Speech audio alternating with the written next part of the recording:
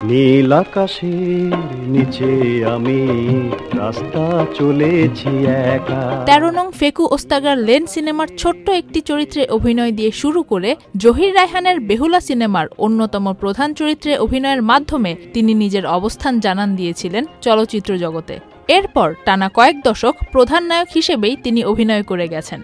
বলছি কিংবদন্তি নায়করাজ রাজ্জাকের কথা। বাতাসের গুঞ্জন চঞ্চল করে বাংলা চলচ্চিত্রের মধ্যমণি এই অভিনেতার জন্মদিন আজ ২৩ জানুয়ারি ১৯৪২ সালের এই দিনে কলকাতায় জন্মগ্রহণ করেন তিনি। তার পারিবারিক নাম আব্দুর রাজ্জাক।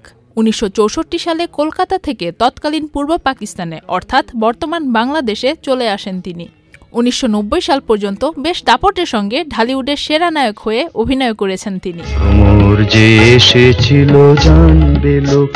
রাজ্জাক পরিচালনা করেছেন ১৬টি চলচ্চিত্র, গড়ে তোলেন রাজলক্ষ্মী প্রোডাকশন হাউস। প্রযোজক হিসেবে তার যাত্রা হয় রংবাজ সিনেমার মাধ্যমে। স্বাধীনতা পদক, ৫ বার জাতীয় চলচ্চিত্র পুরস্কার, আজীবন সম্মাননা সহ তিনি অসংখ্য সম্মাননায় ভূষিত হয়েছেন তার জীবদ্দশায়।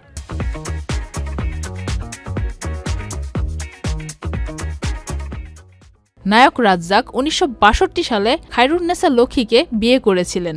তার ৩ ছেলের মধ্যে ২ ছেলে বাপ্পা রাজ ও সম্রাট অভিনয়ের সঙ্গে সম্পৃক্ত ছিলেন। আরেক ছেলে বাপ্পি দেশের বাইরে স্থায়ী হয়েছেন। যদিও বাবার মৃত্যুর পর এফডিসিতে নায়করাজ পরিবারের যাওয়া আসা একেবারেই কমে গেছে। ২০১৭ সালের ২১শে আগস্ট চিরতরে না ফেরার দেশে পাড়ি জমান বাংলা চলচ্চিত্রের এই চিরসবুজ অভিনেতা। তার জন্মদিনে আমরা তাকে শ্রদ্ধাভরে স্মরণ করছি।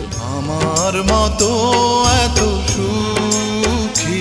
Faria Ahmed, channel I.